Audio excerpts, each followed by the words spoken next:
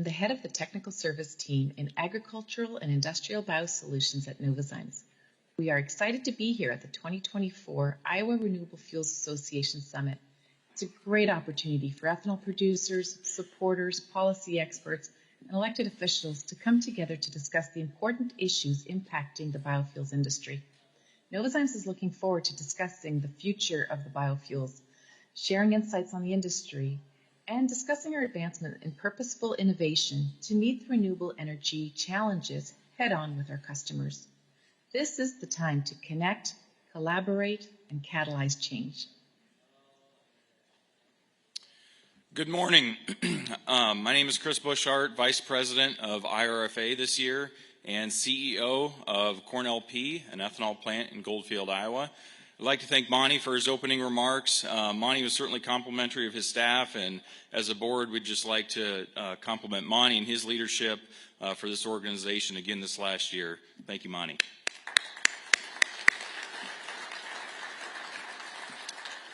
Now it's my pleasure to welcome Iowa Governor Kim Reynolds to the IRFA Summit stage.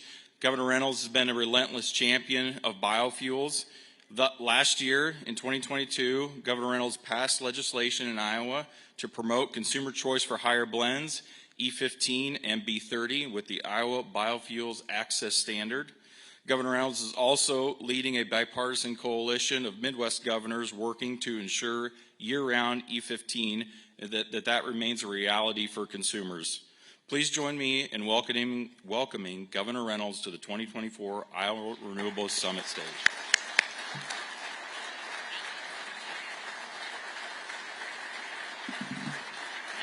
Good morning. Thank you.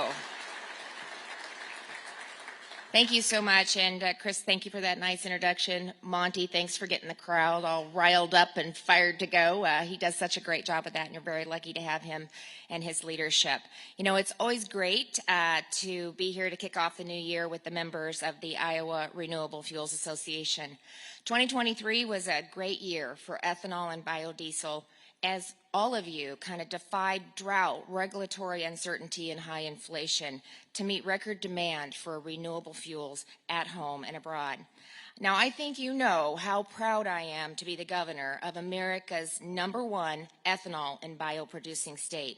It's something I highlight, brag about, every chance I get, but I think actions speak louder than words.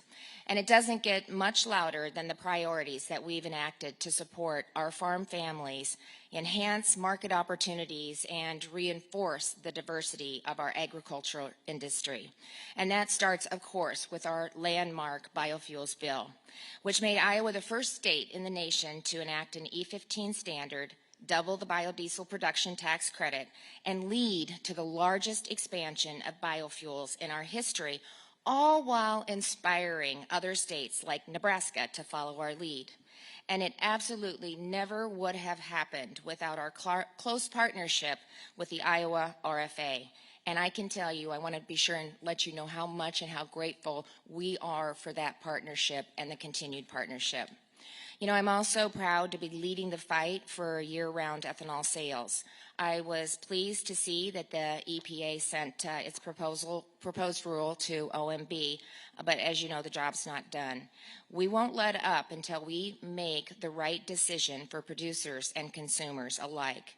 The progress that we've made on this issue shows how important it is to stand up to the Biden administration, which has so often failed to deliver for the biofuels industry. You know, while I was encouraged, again, to see the guidance from the Treasury Department that would allow ethanol and biodiesel to be part of aviation's sustainable fuel solution, as you know, and as I've indicated, we still must continue to hold the administration to its promises. Together with our congressional delegation, and I want to just commend them as well. They are fighting day in and day out, and let's give them a round of applause for all that they have done to hold accountable against some pretty tough challenges.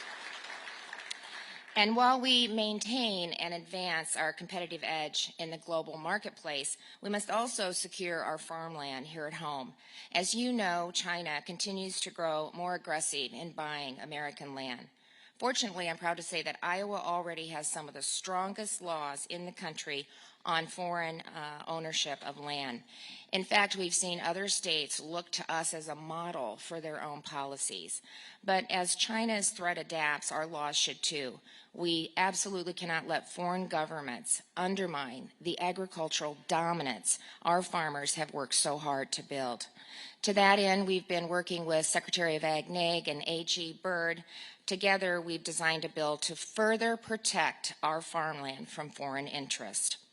It will enhance reporting and enforcement, increase penalties, and provide transparency, to Iowans on what land is currently under foreign ownership.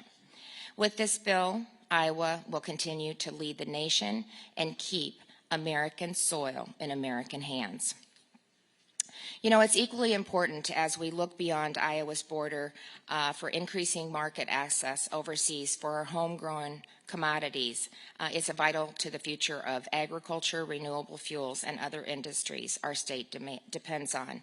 And that's why I'm convening a diverse group of industry professionals to help inform me on matters that are related to trade, export promotion, and market access to increase our competitiveness in the global marketplace. I'm excited to continue using my position as governor to raise Iowa's profile around the world.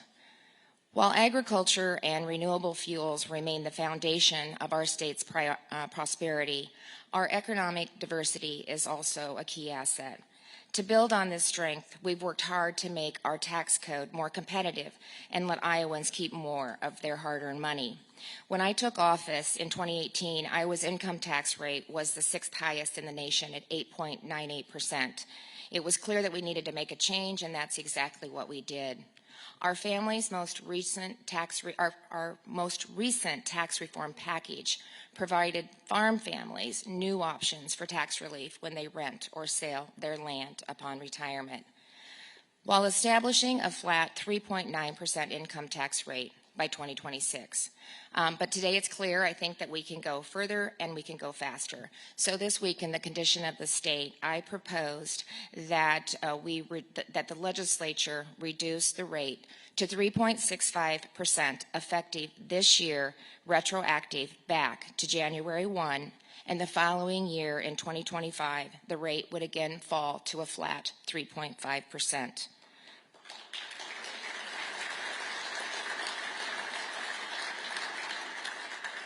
The bill represents a total savings of almost $3.8 billion for taxpayers over the next 5 years, and it gets there by cutting taxes for every Iowan who pays for them.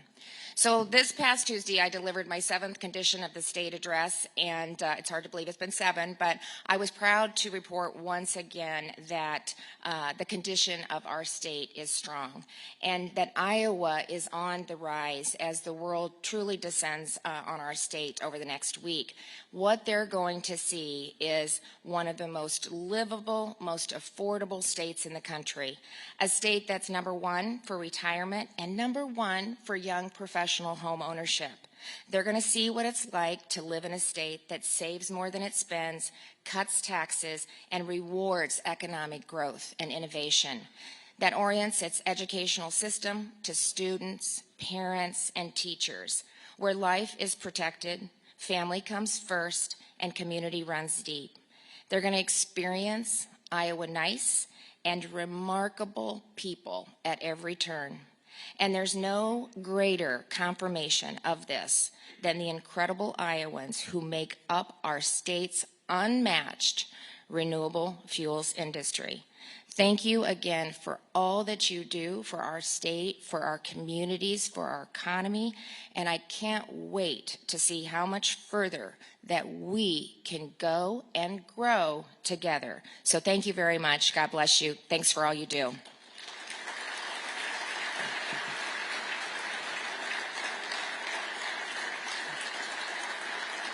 We're okay? Thank you.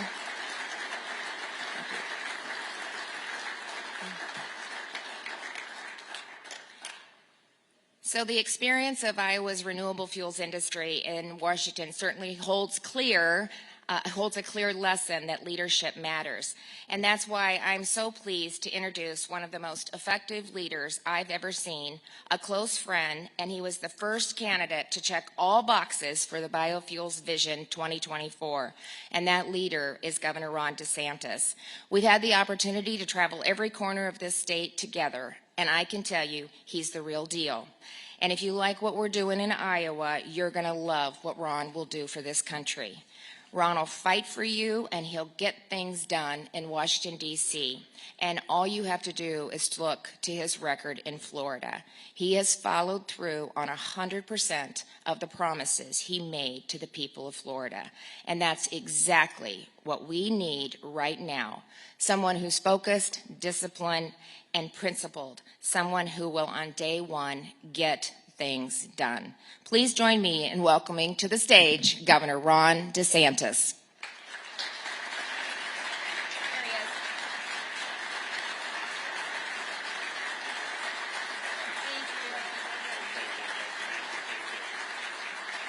Good morning. Great to be with you all. Probably a little rare. Us Floridians usually don't go north in January.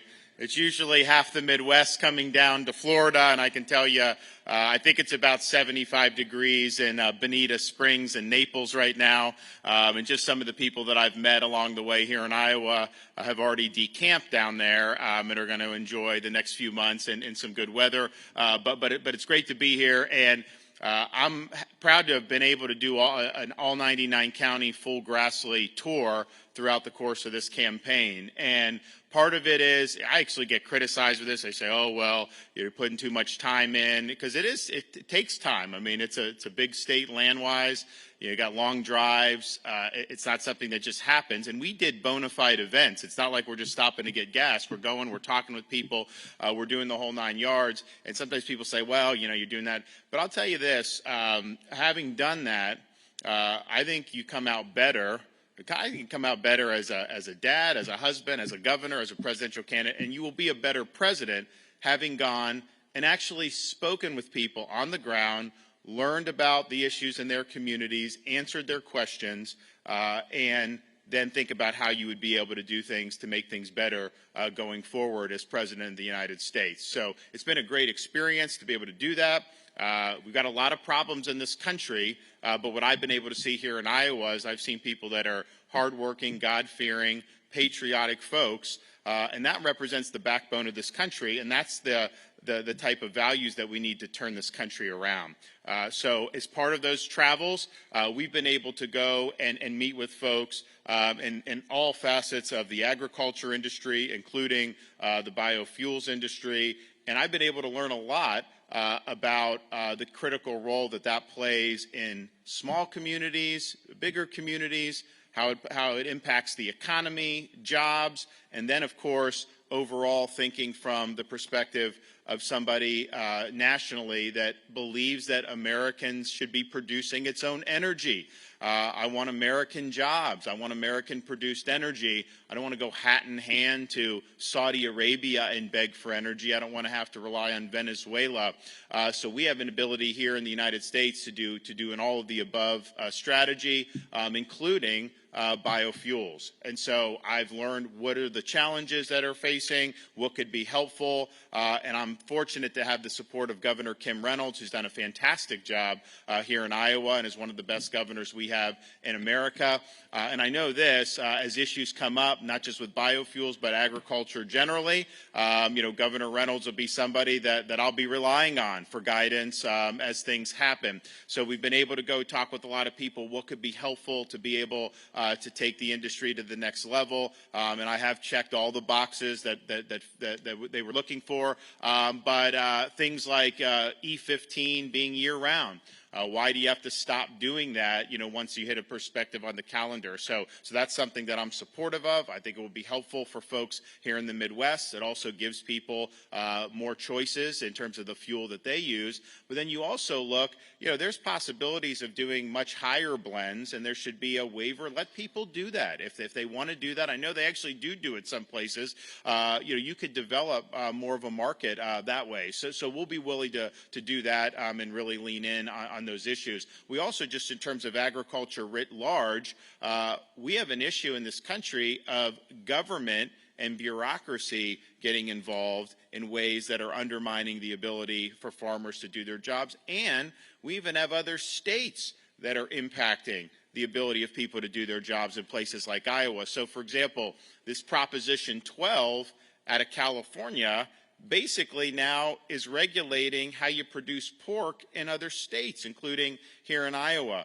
I don't think that that's healthy for this country to have our parts of our society's economy, national economy, governed by just one state's whims, but particularly California's whims. I mean, if you were going to do one state and it was like Iowa or Florida, maybe you could get away with that. But do we really want to live under?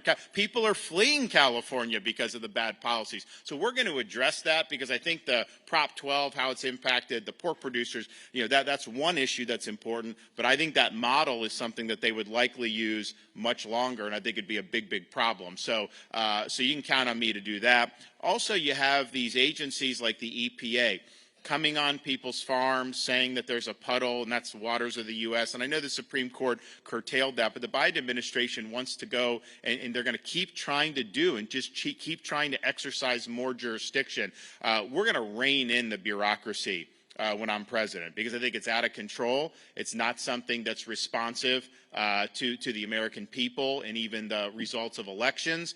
You have folks that are unelected, unaccountable, and they have an agenda, and they're pursuing that agenda. And that is not something that is good for our economy as a whole, and it's certainly not something that's good for the agriculture industry. The other thing that I think is a threat is this whole ESG movement, environment, social governance. And they basically say that it's about climate change, and they have different hobby horses that they want to organize the economy around. So Wall Street banks, asset managers, other major institutions kind of putting their thumb on the scale and using their economic power to be able to change behavior throughout society effectively. That ESG, yes, they target energy, they target other things, but one of the things that they really blame and target for things like global warming is agriculture. And they have their heart set on trying to really upend how farmers do their jobs, taken to its conclusion, it will lead to a farm crisis in this country. They don't know how any of this stuff works. They have an ideological agenda that they're trying to impose. Now in Florida, we've seen this threat for what it is. We've kneecapped ESG in the state of Florida. So we do not allow ESG in our pension funds. We do not allow social credit scores. They're not allowed to do ESG criteria when they're determining your credit worthiness. They're not allowed to use ESG criteria when they're rating state and municipal bonds. And so that's been a big pushback against it. You now see it starting to wane. Even BlackRock had to lay off some of their ESG people there. But this is definitely something that the Biden administration's pursuing, and we need to come in and we need to just nix that once and for all. First of all, they're pursuing things that I think are not healthy for our society, for our country, and for jobs. But even more than that, it's not good for this country to have the economy be politicized to where companies are taking positions on this or that. They're pursuing different types of social agenda. That just doesn't work in terms of if you really want a strong economy where you're going to be able to grow and be strong and be vibrant. So you can count on me to nix this whole idea of ESG.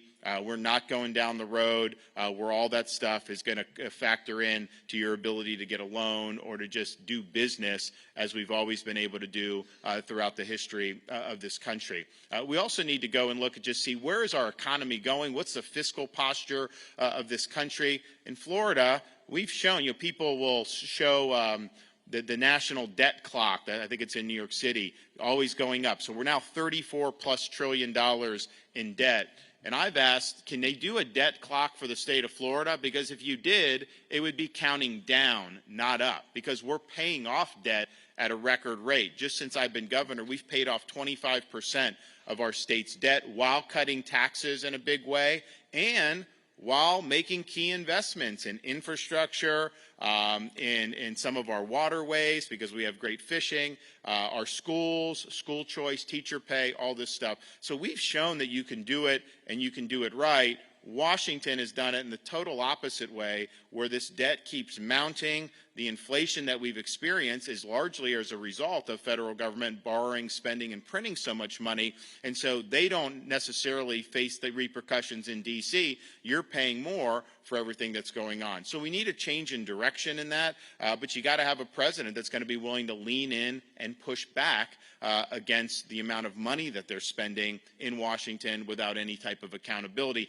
And that's why, like, I'm a big believer that you need structural reform in Washington, because the incentives are what they are, and they're likely going to continue to produce the same thing. That's why I'm a supporter of term limits for members of Congress. That's why I'm a supporter of a balanced budget amendment to the Constitution. I've got to balance the budget in Florida. Iowa has to balance its budget. Why does Washington get a pass? I'm supportive of a line item veto for the president, so you can veto individual spending items and get the budget back in good shape. So these are all things that we're going to pursue working with the states when we get to Washington. So it's an honor to be here. I want to thank everybody for, I know many of you I've been able to meet along the way. I've taken a number of different tours of farms, of ethanol plants, of things that really are important to these communities. And I understand that in a firsthand way. And it'll be something that I'll be able to carry with me as we go forward into the next administration. I know it's going to be cold on Monday. I was here last week, and I was in different parts of Iowa. It was like 25, 28, 30 degrees. And I'm just like, look, I'm a Floridian. I usually don't handle. I can handle this. This is no problem. 28 degrees, especially with not being windy. Yeah, bring it on. No problem. As soon as I started saying that, they started producing the weather report for what it was going to look like this weekend and in Iowa caucus night. And I haven't ever experienced negative 15 degrees in my life. So I actually had to go back to Florida at the beginning of the week to give the State of the State address, just like Governor Reynolds had to do here. And when I flew back.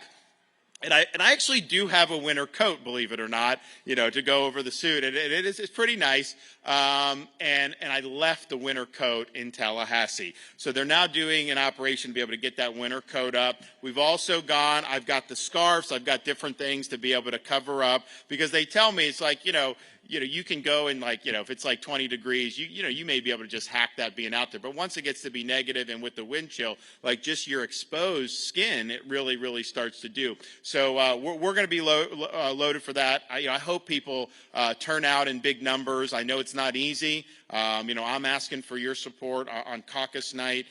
We have an opportunity to take this country in a very positive direction. I'm a guy, I'm running on your issues and your family's issues and this country's issues.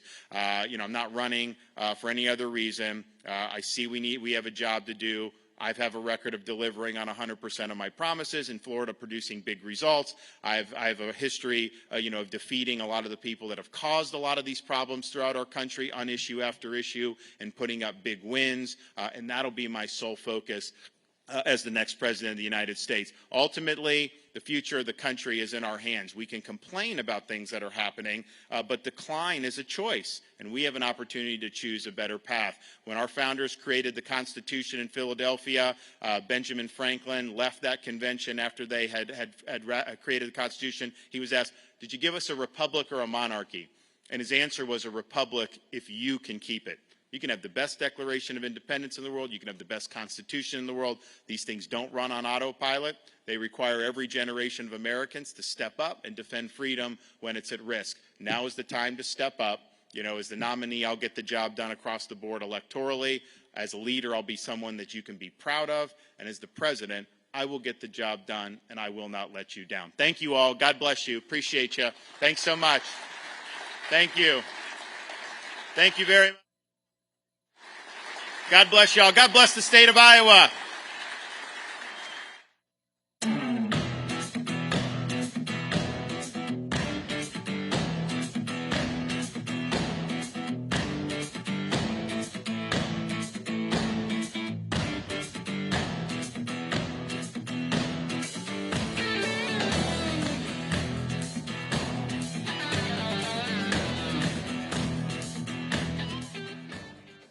The Iowa Renewable Fuels Association is proud to recognize Sarloff Limited as a silver sponsor for the 2024 Iowa Renewable Fuels Summit. Sarloff Limited, providing the CO2, LNG, and industrial refrigeration markets with world-class process systems.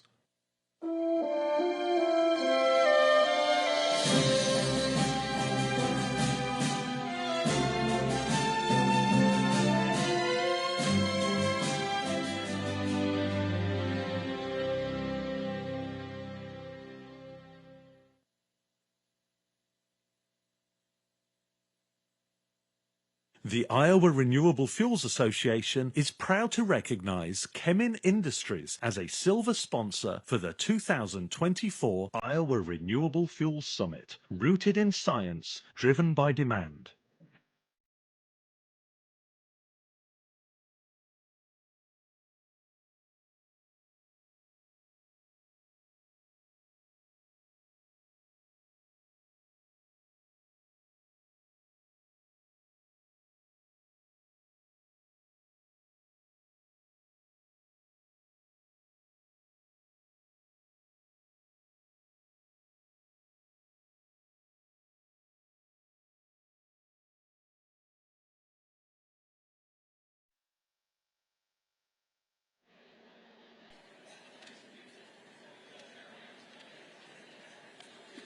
Good morning. I'm Rick Schwark, President and CEO of Absolute Energy, an ethanol plant in St. Ansgar, Iowa. Emily Score joined Growth Energy as CEO in May of 2016. She leads the country's premier biofuels trade association, representing 96 producers, 113 associated companies, and tens of thousands of ethanol supporters around the country who work to bring consumers cleaner burning, more affordable fuel, and more choices at the pump. Please join me in welcoming Emily to give Summit's Industry's keynote address.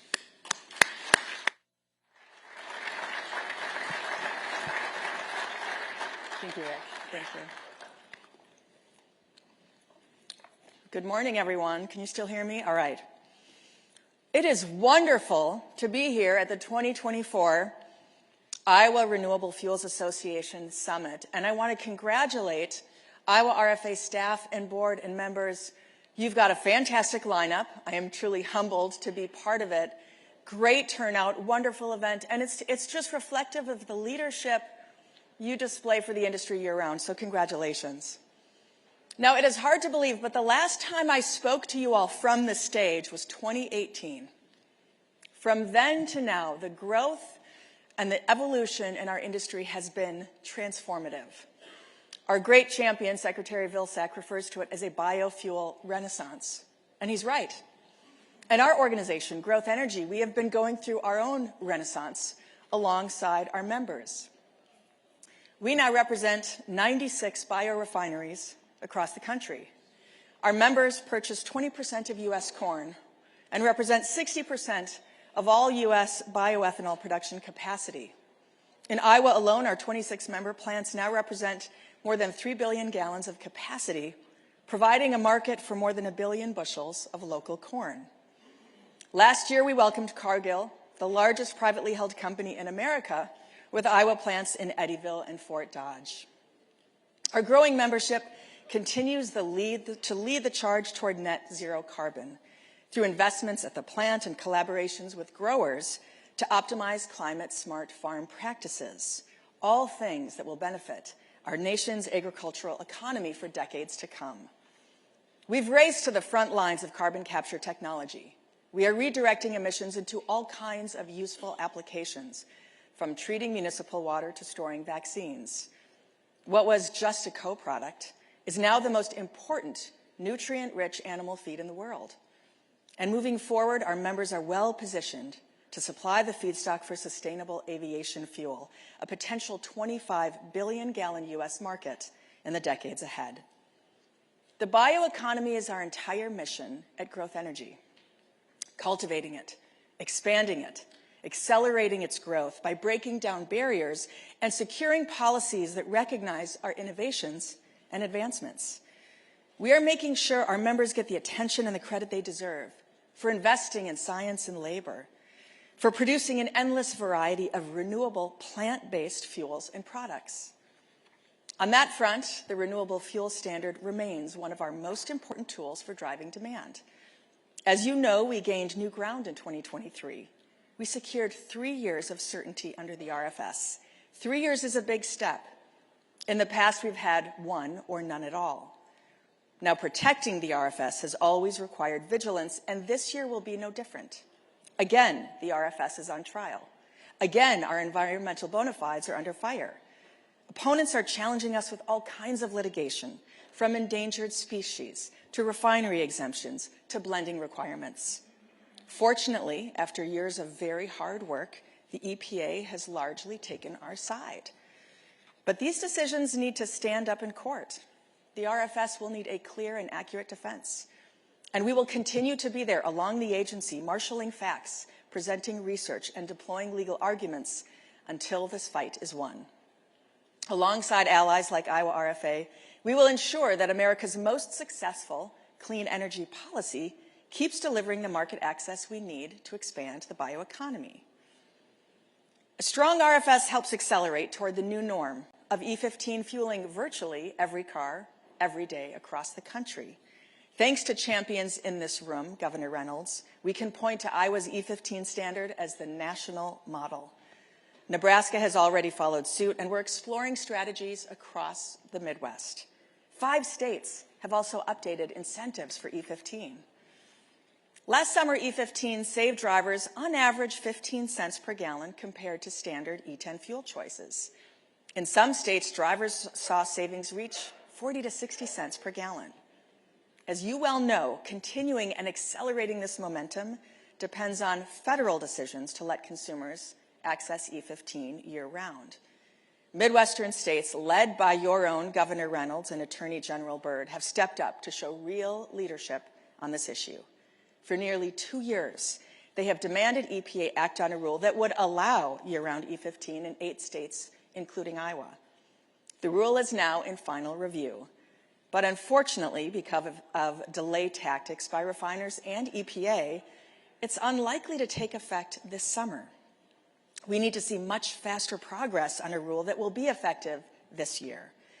At the same time, we don't want E15 to simply become a regional niche fuel. So we continue our work with lawmakers to adopt a permanent legislative solution that will apply nationwide. We cannot build the long-term future Americans deserve one state or one temporary waiver at a time. Fortunately, the public is increasingly on our side. More and more drivers are seeking higher biofuel blends, and that's no mistake. You may have seen that last year, Growth Energy debuted the Green American Road Trip as part of our Get Biofuel campaign. We partnered with Shawn Johnson East, the gold medal Olympian and best-selling author. Shawn and her family drove across the Midwest. They stopped right here in Des Moines, and they met with Iowa Corn. And during the trip, the East family showed drivers and all of their followers how they can lower carbon emissions and save money with unleaded 88. This direct consumer engagement worked. Every E15 retailer that participated in the Get Biofuel program in 2023 sold more E15 than those who didn't. And we continue to work with fuel retailers in other ways to expand higher blends, supporting their marketing, navigating regulatory barriers. We support them as they win infrastructure grants from USDA, and we're proud that our team wrote half of all grants submitted last year. With our help, these retailers are sparking their own E15 renaissance. In 2023, nearly half of new E15 stores chose to sell E15 as their base grade fuel rather than as an added offering. All told, nearly 300 locations now have replaced 87 E10 with E15 as their mainstream fuel offering. This move delivers on average 6 times more E15 sales per store, and this trend will continue to accelerate in the months and the years ahead. Of course, leading the bioeconomy also involves other critical priorities. That starts with new tax credits that can increase the value of every single gallon of bioethanol produced on American soil. As you know, we scored some huge wins in the 2022 Inflation Reduction Act. The package phases in new incentives designed to spur investment and SAF, carbon capture, and other clean fuels where biofuel producers are leading the way. The law also allocates $500 million to help our retail partners expand options at the pump. But our ultimate ability to access these incentives still remains uncertain. We need the Treasury Department to implement tax credits in ways that allow bioethanol producers to accelerate our climate progress while expanding economic opportunity across rural America. We cannot let the U.S. tax code put agriculture on the sidelines. The carbon modeling needs to follow the best available science. That means the GREET model from Argonne National Lab. It's the global standard for modeling agriculture-based energy. Just last month, Treasury issued new guidance recognizing the merits of using the GREET model for the SAF tax credit. And this is a very important first step, but the work is not done because tax credit eligibility will be based on an updated GREET model, a 40B GREET. It likely won't be the GREET that we know. Environmental groups continue to urge Treasury to make inaccurate and outdated assumptions about land use change. They are vocal, they're persistent, but they're also wrong. They seek to block the only viable source of clean, renewable energy that is available at sufficient scale to decarbonize the skies. That's us, by the way. So we continue to call on the administration for a clear path forward that allows us to help them advance their goals. And that will only happen with the help from Democratic champions who have the ear of the White House. They have helped us get to this point, and we will continue together our full court press. From day one, the entire supply chain has advocated on this issue with great unity, from producers to growers to major airlines. It's a unified front to make certain that this administration follows sound science. We're making a similar case on the administration's proposed tailpipe emission standards, which reflect a dogmatic fixation on EVs. It presents a false choice between only two paths forward: fossil fuel-only vehicles or mass adoption of EVs. Neither of these hypotheticals reflect reality. EPA's framework blatantly ignores the proven, available, American-made solution of biofuels. It picks one technology over all others, disregarding the carbon savings potential within liquid fuels, which we know will continue to power the majority of cars on the road for decades to come. If you're reading the headlines, you're seeing that with every passing month, there's more evidence that EVs alone will not get us to a net zero future. Biofuels must be part of the equation. Of course, our engagement on the Republican side is no less critical. Not a single GOP lawmaker voted for IRA, but their support will be important for protecting and even extending new tax credits for the long term. We saw this last April when our champions here in Iowa led a small but powerful contingent of 8 lawmakers who stood strong against their own party. They forced House leaders to preserve rural America's share of the IRA during budget negotiations. Now we need to grow that coalition by communicating more effectively with Republicans on the logic of our low carbon. According to our data, if implemented properly, the 45Z tax credit alone would add $21.2 billion to the U.S. economy, generate nearly $13.4 billion in household income, support more than 192,000 jobs across all economic sectors, and importantly, provide farmers with a 10% premium on low-carbon corn used at an ethanol plant. The facts are strong for rural communities, for energy security, for consumers, for the future of liquid fuels. The story is compelling, but it is up to us to share it.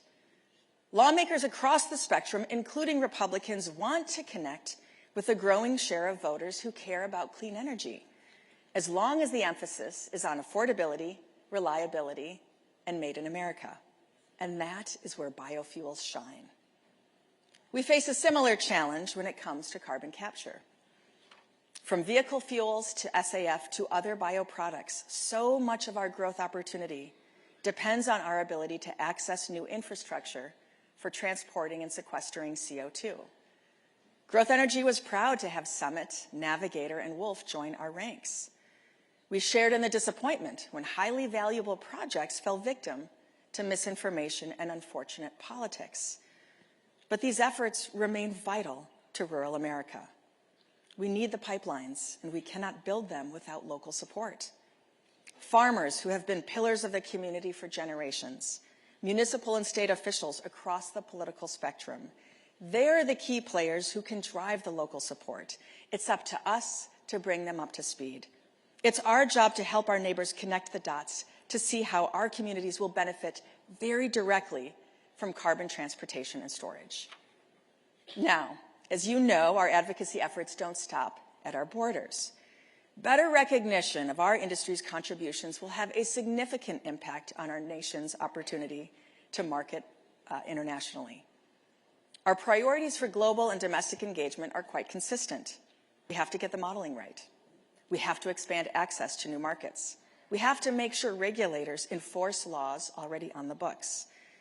That's why we're pressing our own leaders so hard to set an example by making GREET the centerpiece of every clean energy strategy on land, sea, and air.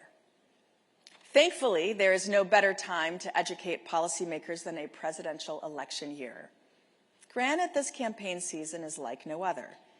Democrats are shuffling their primaries, and Iowa is seeing fewer opportunities for the kind of retail politics that voters expect. But we're not letting any of that get in our way. We are working to cultivate allies and maximize the number of office holders who make firm commitments to bioethanol. The proof is going to be right here on this stage, where major candidates, Governor Hutchinson, Ambassador Haley, Governor DeSantis, are presenting detailed, nuanced agendas for expanding the bioeconomy. And I'm confident they will continue supporting the bioeconomy regardless of whether they capture their party's nomination. To that end, I am especially grateful to those of you who have opened your doors to candidates as they barnstormed Iowa. You showed them the full potential of the bioeconomy. And Iowa is just the tip of the spear. Growth Energy members will continue the push in other states for the next 10 months. Through that engagement, we'll continue to remind our elected leaders how this industry is expanding America's bioeconomy, how we are inspiring new ways to create more with less, more yield with less waste, more energy with less pollution, more prosperity with less dependence. So thank you, as always, for making Iowa a shining example of what this industry can achieve. The future is here. It is happening right now. And that's why it's critical that we maintain bipartisan support for expanding the markets, reinforce the importance of sound science and accurate carbon modeling guidelines, and drive our own narrative, show that we are the solution to a low-carbon future. If we want to succeed, we have to get this right. And no one knows that better than our neighbors and allies here in Iowa. We are proud to stand alongside each and every one of you and help lead the charge across the country and across the world. Thank you.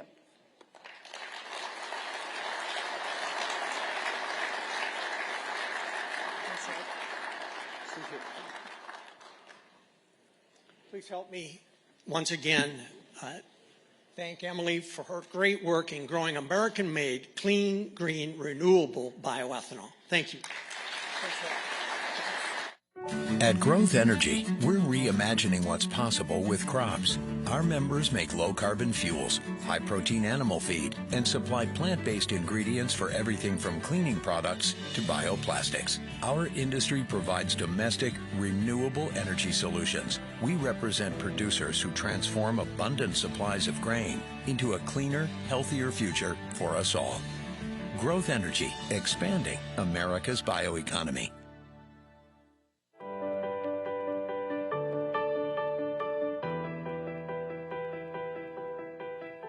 Get more. That's our promise. When you work with Fluid Quip Technologies, you get more. Our team of engineers provide expertise you can rely on and the excellence you expect. We are the expert partner that will help your ethanol plant thrive. The partner that has the knowledge and expertise to help you get from point A to point B. The partner that will help you get more. Fluid Quip Technologies.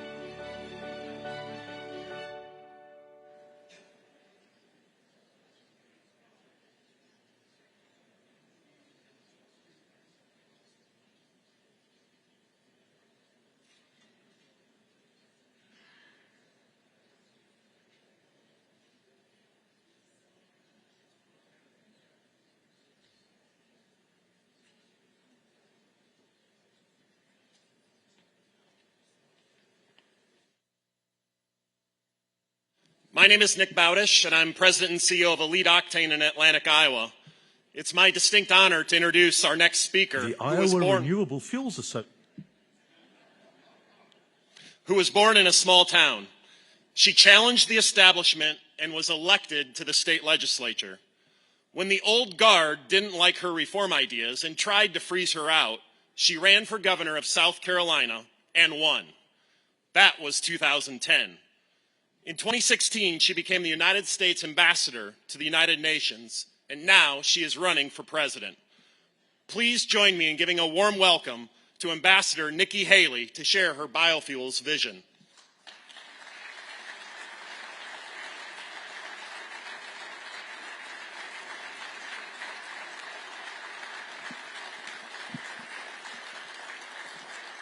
Good morning. You know, there's one thing I know. I am not in South Carolina anymore. It is cold here, and I have been campaigning here for 11 months. And I would say back in October and November and December, I'm like, it's cold. And everybody was like, no, it's mild. And I'm like, no, it's really cold. I get it now. I totally get it. It's great to be here. Thank you for taking the time. You know, we are 4 days away from caucus. And what I love is Iowa sets the stage. It sets the direction on where we're going to go. And you look at our country, and we've got a country in disarray and a world on fire. You don't have to turn on the news to see how bad it is. You feel it when you go to the grocery store. You feel it at the gas station. You feel it with your mortgage payment, your insurance payments, your business expenses. Everything has gone up. And I would love to tell you that Biden did that. But our Republicans did that to us too. We are now $34 trillion in debt. We're having to borrow money just to make our interest payments. China owns some of that debt. That's why I personally think it's time to have an accountant in the White House. But I'll tell you, the way we deal with that is first you have to accept the fact that we have a problem, and you have to call them out on it. That's why we are going to make sure that we focus on what we can do immediately. We'll start by clawing back the $100 billion of unspent COVID dollars that are still out there. Instead of 87,000 IRS agents, we'll make sure that we go after the hundreds of billions of dollars in COVID fraud that we had. 1 out of every $7 was spent fraudulently. If 8% of our budget is interest, quit borrowing. Cut up the credit cards. You have to balance a budget every day. I had to balance a budget as governor. Why is Congress the only group that refuses to balance a budget? We will eliminate the federal gas and diesel tax in this country. I will stop the spending, stop the borrowing, eliminate the earmarks, and will veto any spending bill that doesn't take us back to pre-COVID levels. That will save us trillions.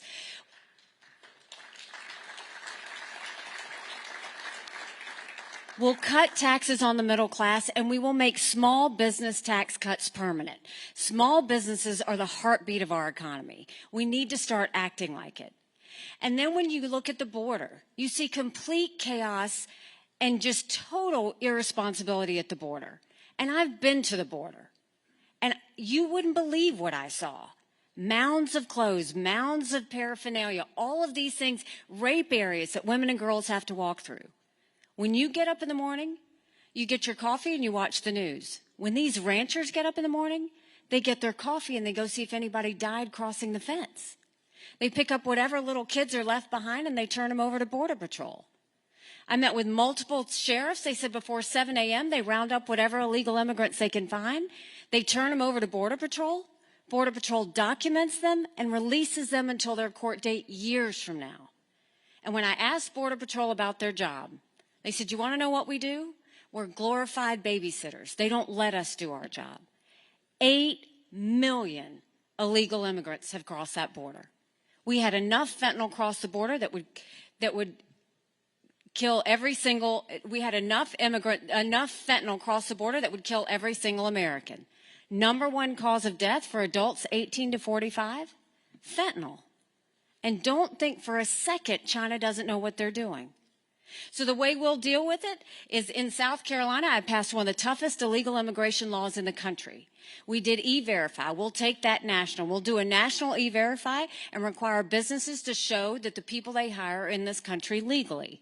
We will defund sanctuary cities once and for all and get rid of these safe havens. We will make sure that we go back to the Remain in Mexico policy so that no one even steps foot on U.S. soil. And instead of catch and release, we'll go to catch and deport. That's how we'll deal with the border. And there were two things. You can clap for that. There were two things at the United Nations that Russia, China, and Iran never wanted us to have. They never wanted us to have a strong military, and they never wanted us to be energy independent. We won't be energy independent. We'll be energy dominant. We will make sure we do an all-of-the-above energy approach. We need to make sure that we get the EPA out of the way. Right now, they care more about sagebrush lizards than they do if we can afford our utility bill. We need to make sure we speed up our permitting process. We need to open up the Keystone Pipeline. We need to export as much liquefied natural gas as we can. We need to focus in on biofuels, and not just enough. Let's do enough we can export out. Let's turn it into an economic powerhouse. We will support the renewable fuel standards, and we will make sure that we get our energy system in such a way that not only does it help our economy, but no more going hat in hand to Saudi Arabia, no more getting dirty oil from Iran or Venezuela. And when it comes to our farmers, I'm from an agricultural state. I grew up playing on a cotton field and at a dairy farm. Farmers are your ultimate survivors. They can't control the weather. They can't control pricing. And the last thing they need is government pushing down on them more. Whether it's mandating through the EPA, mandating water, mandating everything else. Food security has always been national security. Energy security has always been national security. And we need to start treating it that way. And so that's why we will be a partner when it comes to our energy producers and a partner with our farmers. But in order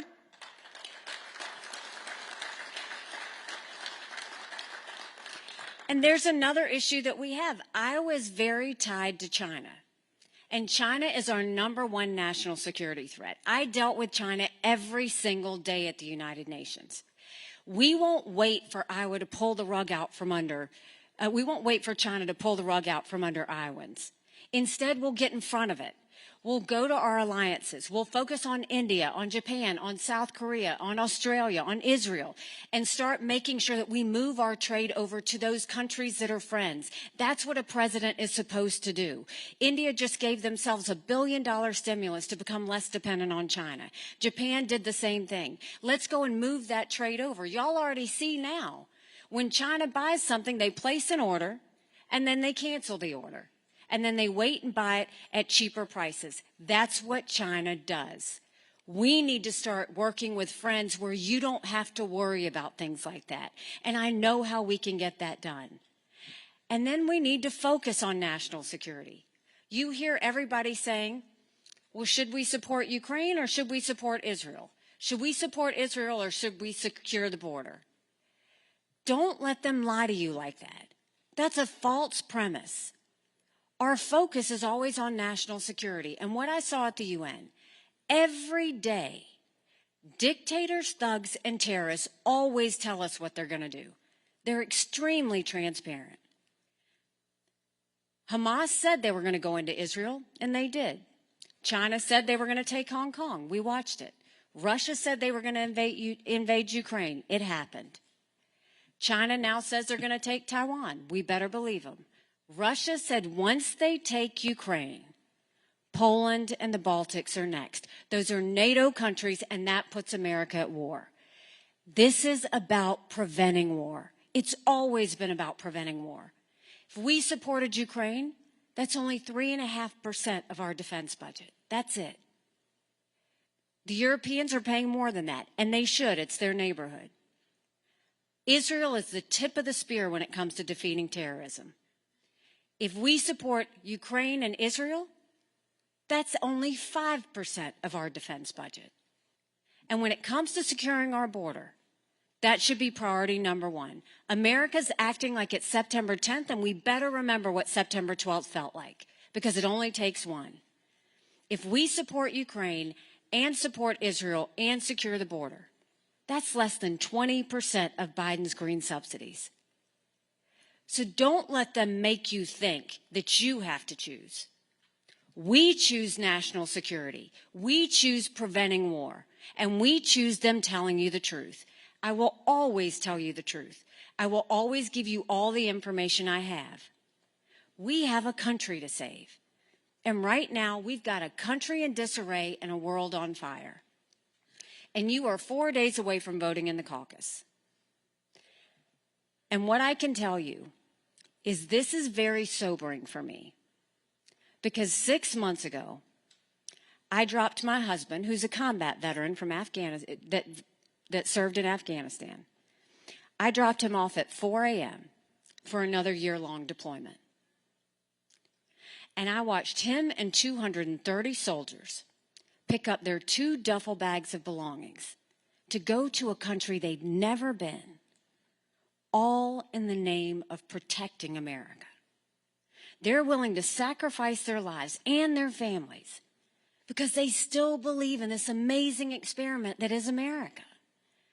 So if they're willing to sacrifice for us there, shouldn't we be willing to fight for America here? Because we have a country to save. But in order to do that, we've got to acknowledge some hard truths. Republicans have lost the last 7 out of 8 popular votes for president. That's nothing to be proud of. We should want to win the majority of Americans. But the only way we're going to do that is if we elect a new generational leader that leaves the negativity and the baggage behind and focuses on the future and the solutions going forward. And we have to also look at the fact that we can't have another nail-biter of an election. We cannot afford a President Kamala Harris. That should send a chill up everybody's spine. And if you look at the polls head to head, look at any of them. Ron doesn't defeat Biden. Trump is head to head with Biden. On a good day, he might be up by 2. In every one of those polls, I defeat Biden by double digits, 17 points in the Wall Street Journal poll. Do you know what that means? That's bigger than the presidency. That's governorships, that's House, that's Senate, that's school boards.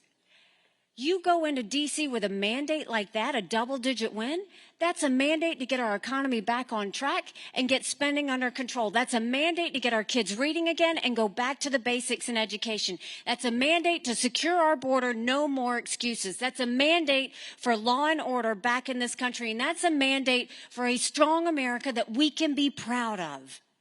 Don't you want that? Because we could have that. But in order to do that, it's going to take a lot of courage. Courage from every single person in this room. Courage for me to run. And courage for every one of you to know. Don't complain about what happens in a general election if you don't play in this caucus. It matters. Now, I have seen the commercials that you see. And I know y'all are ready to get the commercials to go away and the text messages to go away and the mail to go away. And you got 4 more days and then it will be quiet. But these fellas have spent a lot of time lying about me. And so I'm going to spend time telling the truth about them.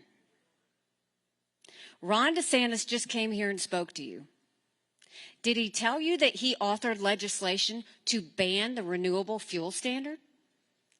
Did he tell you that he co-sponsored 5 different bills to ban the renewable fuel standard? Did he tell you he called out Trump and told him to stop offshore drilling in federal waters? Did he tell you that he banned fracking? Did he tell you that he banned offshore drilling? Because he did. And Trump wants to say, I'm opposed to building a wall? No, what I said is you can't just build a wall. You got to do more than that to stop the flow of illegal immigrants. Look, it's silly season. But I have been I took a double-digit unemployment state and turned it into an economic powerhouse as governor of South Carolina. I was at the UN and I dealt with Russia, China, and Iran every day. I know what it means to put them on their heels, and I know what it means to make America strong. We can do this. The reason I'm running is because my parents came here 50 years ago to an America that was strong and proud and full of possibilities. I want them to know that country again. I'm doing this for my husband and his military brothers and sisters because I want them to know their sacrifice matters, that we do love our country. I'm doing this for my daughter who just got married, and I saw how hard it was for her and her husband to buy a home. The average home buyer now is 49 years old. The American dream is getting away from us. And I'm doing this for my son who's a senior in college, and I'm tired of watching him write papers of things he doesn't believe in just to get an A. That's not us. That's not America.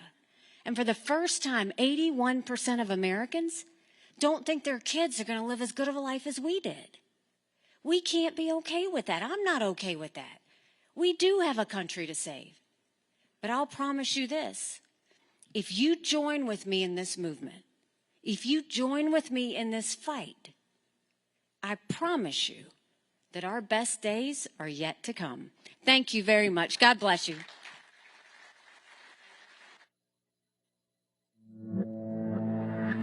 Carbon capture pipelines have operated safely in the United States for decades.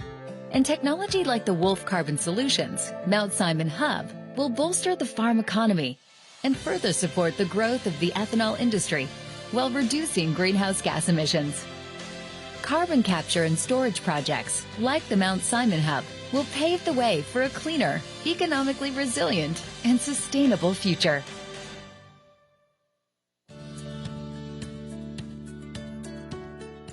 It's important because we need to look at the next generation. What's it going to take to be viable, to be profitable, to be sustainable in that next generation?